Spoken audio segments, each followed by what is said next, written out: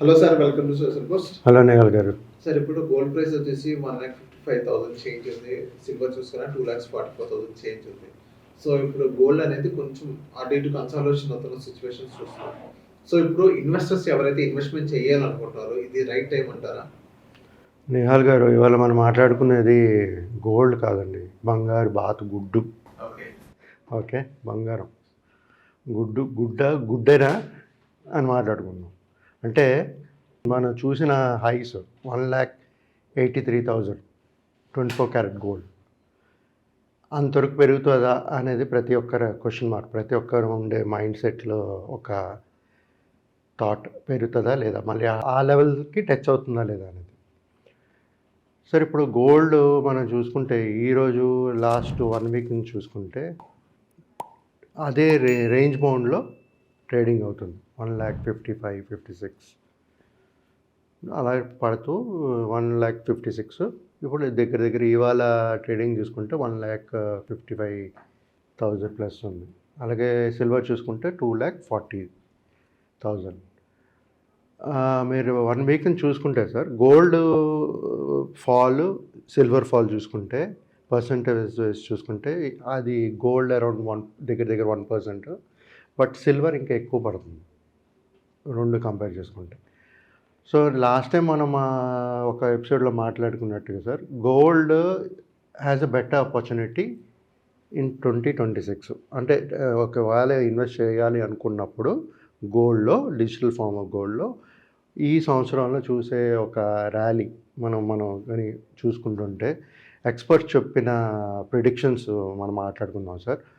జనరల్గా ఏంటంటే ఈ గోల్డ్లో మనం ఇన్వెస్ట్ చేయాలి అనుకునేటప్పుడు 2026లో మనం ఏమన్నామంటే బై ఆన్ డిప్స్ అంటున్నారు. బై ఆన్ డిప్స్ అంటే మనం జనరల్గా ఏమంటాం, మార్కెట్ని టైమింగ్ చేయలేము. ఎందుకంటే మనం లాస్ట్ టైం చూసినప్పుడు 1,83,000కి వెళ్ళేటప్పుడు కూడా ఎవరికి ఛాన్స్ ఇవ్వలే కొనుక్కోవడానికి. కానీ అందరూ 1,80,000కి వెళ్ళినప్పుడు వాళ్ళు కొనుక్కోవాలనుకుని అడిగారు, చాలామంది అడిగారు. ఆ ర్యాలీ మిస్ అయిపోయారు. సో ఇప్పుడు కూడా ఏం చెప్తున్నానంటే, మనం ఒక స్టాగర్డ్ వే ఆఫ్ ఇన్వెస్ట్మెంట్స్ చేసుకుంటూ వెళ్తే 2026లో మనం మళ్ళీ అదే హైట్స్ చూడగలుగుతాం, బట్ స్టాగర్డ్ వే.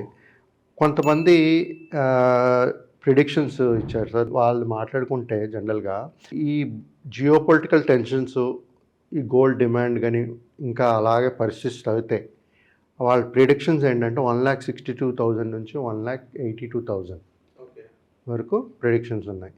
ఇంకా కొంతమంది ఏంటంటే ఒక అగ్రెసివ్ ఫోర్కాస్ట్ ఒకటి చూసుకుంటే వాళ్ళ దగ్గర 2 lakhs per 10 gram గోల్డ్ ఇచ్చారు, రైట్. సో ఇప్పుడు కన్జర్వేటివ్ టు మోడరేట్ సినారియోస్ కానీ చూసుకుంటే వాళ్ళ బేస్ రేంజ్ ఏమో 1,70,000 to 1,95,000. అంటే ఇక్కడెక్కడ మనం మూడు సినారియోలో చూసుకున్నా 1,62,000 నుంచి 2 lakhs వరకు ఉంది, రైట్.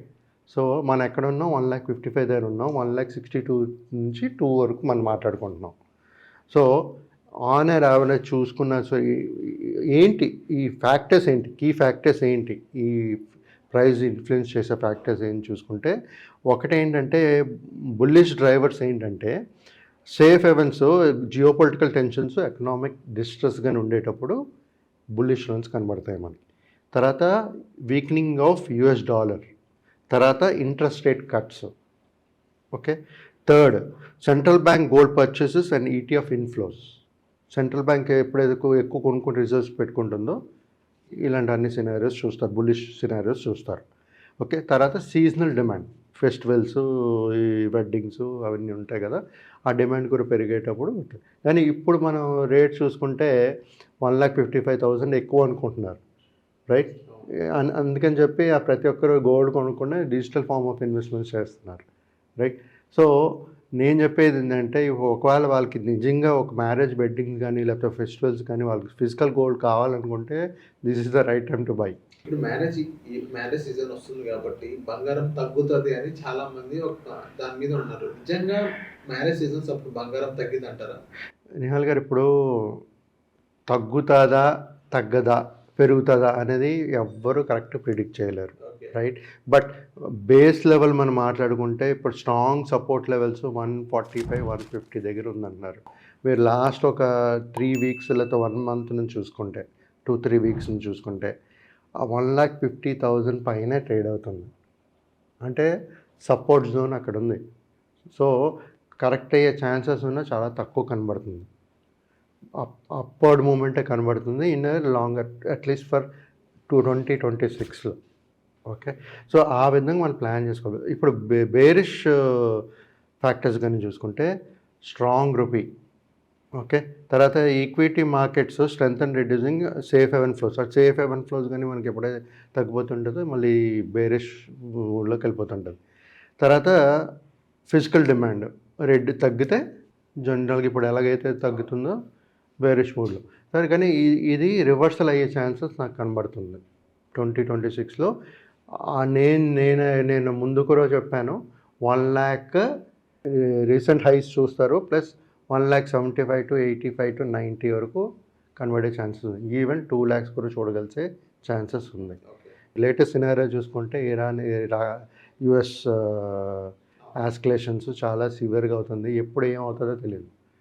సో మళ్ళీ అదే మూమెంట్ చూస్తామా విత్ ఇన్ షార్ట్ స్పాన్ చెప్పలేం. We cannot predict. బట్ ఒకవేళ మనం ఇన్వెస్ట్ చేసేటప్పుడు ఒక డైవర్సిఫైడ్ పోర్ట్ఫోలియోలో పార్ట్ ఆఫ్ గోల్డ్, సిల్వర్ కూడా ఒక ఇన్వెస్ట్మెంట్స్ అనేది చేసుకుంటూ పోవాలి.